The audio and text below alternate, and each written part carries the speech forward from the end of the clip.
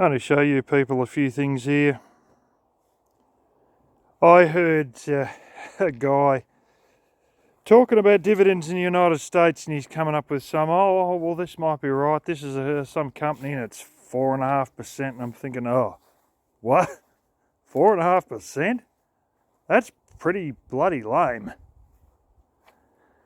And he continues on about this one and that one, and one of his videos there, well, there's one that's 7.25% or something, and he started explaining it. And real estate investment trusts aren't a big thing in Australia. That's basically where investors buy, create a little corporation, buy several apartment buildings, and then the dividend payouts are basically the renters' rent money.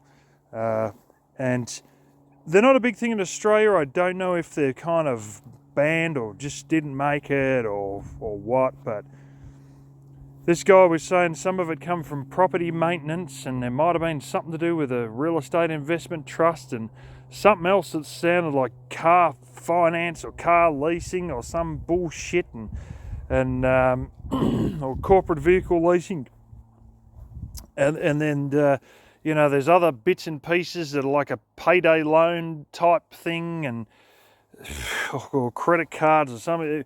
It was all sounded so dodgy. It was basically a fund that had involvements in different bits and pieces, and half of these ones he was going on about were funds that had derivatives via your mum's cat's asshole and all this crap, this really sort of real risky sort of horse shit subprime financing. And 7.25%. Whoop de bloody do.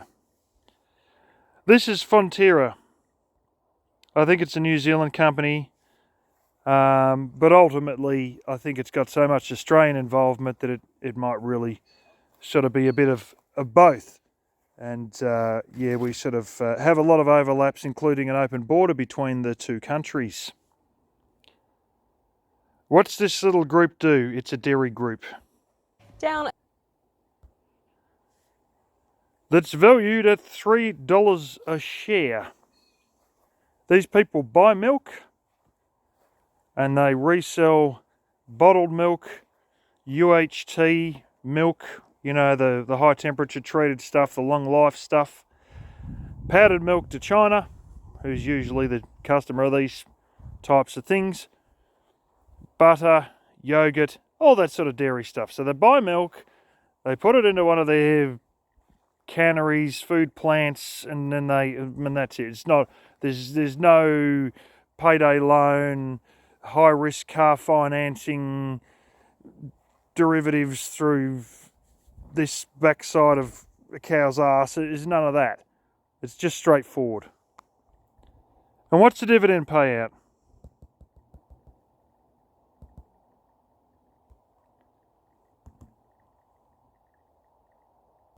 Announcements. So thank you very much for tuning in here on Kalkane TV for the ASX. A total dividend of 20 cents per share to its fully franked. That's right. 20 cents per share, fully franked. No shot. No shot. And normalised profit after tax. That's right. A tax-free payment of 20 cents a share. That's 6.6% earnings with the tax already paid. No income tax on it. It's already covered. Yeah. This is just a little shitto dairy company. Mining companies. One of the most powerful companies in the country. Seen as the most strongest resilient company that we've got. BHP, 13.5% dividend. Fortescue Metals Group.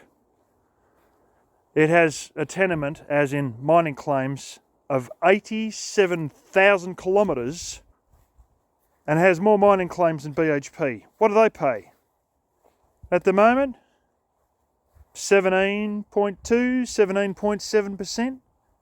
This is before the whole Chinese building bubble bursts and they don't need iron ore for the Rio bar.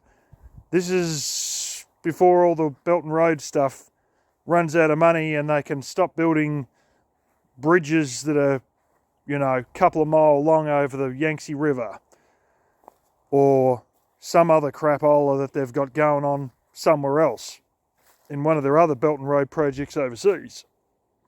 This is before they've stopped playing around with their high-speed rail that's not making them any money. When that fully collapses, the dividend yield will take a hell of a hit to the share price, which ultimately increases the dividend yield. i.e., when China stops buying iron ore, these shares plummet to hell.